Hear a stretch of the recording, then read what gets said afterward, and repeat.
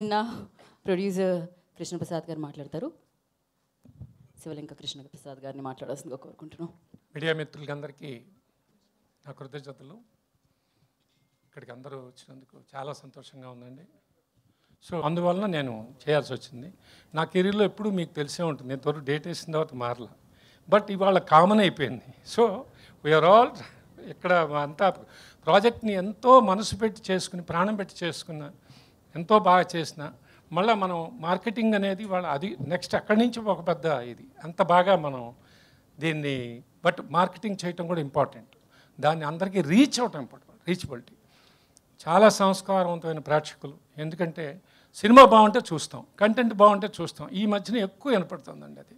ఈ మధ్యన లేటెస్ట్గా 2-3 సినిమాలు మనకి, ముఖ్యంగా కోర్టు ఎంత మంచి సినిమానో అందరికీ ఇప్పుడు ఎంటర్టైన్మెంట్ అంటారు. ఎంటర్టైన్మెంట్ అంటే కామెడీ కాదు, మన గుండె మన కూర్చోపెట్టగలిగేది ఎంటర్టైన్మెంట్. అది ఎమోషన్ కావచ్చు, యాక్షన్ కావచ్చు, in anything can be told.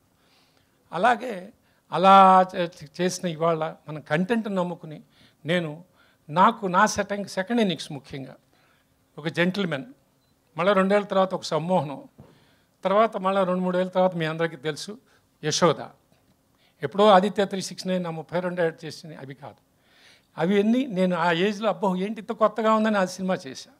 కానీ ఇప్పుడు మళ్ళీ నేను అన్ని లైఫ్లో అప్ అండ్ డౌన్ చూసిన తర్వాత చాలా ఆలోచన చేస్తే నాకు అవకాశం మోహన్ కృష్ణ గారు నేను కలిసి స్టార్ట్ చేసాం. దీనికి నిజంగా కారకుడు కూడా మళ్ళంగా మహానుభావుడు ఎస్పి బాలసుబ్రహ్మణ్యం గారు. కృష్ణ మంచి నువ్వు మోహన్ కృష్ణ చేయవా, మంచి సినిమా చేయదు కానీ అని అన్నారు. చిన్న గ్యాప్ వచ్చినప్పుడు నాకు ఆ గ్యాప్లో మళ్ళీ మేము ఇద్దరం స్టార్ట్ చేయడం జరిగింది. అదృష్టం, ఆ కథను నమ్మాం. అది జెంటిల్మెన్ అయింది, నాని గారితో చేసింది. ఎంత సక్సెస్ అయిందో మీకు తెలుసు. తర్వాత 2 ఏళ్ల తర్వాత మళ్ళీ సమ్మోహనం చాలా బాగుంది ఇది అనిపించింది. సుధీర్ బాబు గారు, అదితిరావు హైదరితో. మళ్ళీ నేను ఇండివిజువల్గా యశోద చేశాను, మోస్ట్ ఎక్స్పెరిమెంటల్ ఫిల్మ్ సమంత గారితో. I'm happy about the product and successful. And తర్వాత ఇట్లా చేసుకుంటూ వస్తుంటే మళ్ళీ ఈ కథ నేను లాస్ట్ ఇయర్ విన్న తర్వాత చాలా టెంప్ట్ అయ్యాను. నా లైఫ్లో అంటే చిన్నోడు పెద్దోడు నాది కామెడీ సినిమానే. కామెడీ, ఎమోషన్స్ అన్నీ ఉన్నాయి, కానీ ఫుల్ ప్లెజ్డ్ ఎంటర్టైన్మెంట్. జంజాల్ గారితో 2 సినిమాలు రాయించుకున్న నేను చిన్నోడు పెద్దోడు, ఆదిత్య 369 ఎప్పుడు అంటుండేవాడిని జంజాల్ గారు నాకు సినిమా చేసి పెట్టండి సార్ అంటే, నీకు ఎప్పుడే ఇంట్లో వాడివి నీకేంటయ్యా అంటుండేవాడు. చివరికి ఆయనతో ఆ మహానుభావుడితో చేసుకునే అవకాశం లేకుండా పోయి ఒక ఫుల్ ప్లెజ్డ్ ఎంటర్టైన్మెంట్ చేయాలి, మంచి కామెడీ. అసలు ఎంత అద్భుతంగా ఉండాలంటే ఇంకా లోపలికి వెళ్తే అంత ఫీస్ట్ అలా అనిపించడంలో నాకు మోహన్ కృష్ణ గారు ఫుల్ నరేషన్. ఆయన ఏం చెప్పినా నాకు ఫుల్ ప్లెజ్డ్గా చెప్తారు. తర్వాత ఒక బైండింగ్ మొత్తం డైలాగ్తో సహా ఉన్న స్క్రిప్ట్ ఇచ్చారు. ఆ తర్వాత స్టార్ట్ అయిన సినిమా ఇది. అంత బాగా చేశానండి. I'm very happy about the product. 100% success. నేను అంత హ్యాపీగా నమ్ముతున్నానండి. థ్యాంక్ యూ వెరీ మచ్ ఈ అవకాశం ఇచ్చినందుకు. Thank you. సారీ, ప్రతి పేరున చెప్తున్నానండి. నాకు ప్రియదర్శి గారు కానీ ఇవాళ పెర్ఫార్మెన్స్ అది మీరు సినిమాలో చూసినప్పుడు చెప్తారు, రెగ్యులర్గా మాట్లాడడం నాకు ఇష్టం లేదు.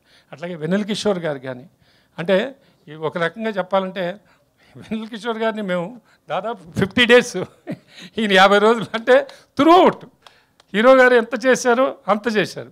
అట్లాగే ఏంట్రా సెకండ్ హాఫ్లో వచ్చిన నాకే ఇంత తెలియస్తున్నారు ఏంట్రా అని ఈయన అన్నారే. ఇట్స్ గ్రేట్ అసెట్స్ అండి ఈ ముగ్గురు ఉంటే నాకు అనిపించింది. అలాగే అవసరాలు శ్రీనివాస్ది very special character. Bharani garu కానీ వీరి మన వడ్లమాన్ శ్రీనివాస్ గారి క్యారెక్టర్ ఆయన లాస్ట్ టైం చెప్పారు, ఇది మిస్ అయ్యారేమో కానీ చాలా పెద్ద క్యారెక్టర్, చాలా మంచి క్యారెక్టర్. నరేష్ గారు, ముఖ్యంగా నరేష్ గారు అందరూ అసెట్స్ అండి ఈ సినిమాకి. You will all enjoy.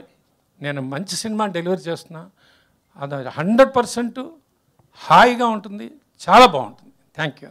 Thank you sir, thank you so much. And రూపాకి ఇచ్చేద్దాం మైక్. ఎస్, మాట్లాడండి రూపా.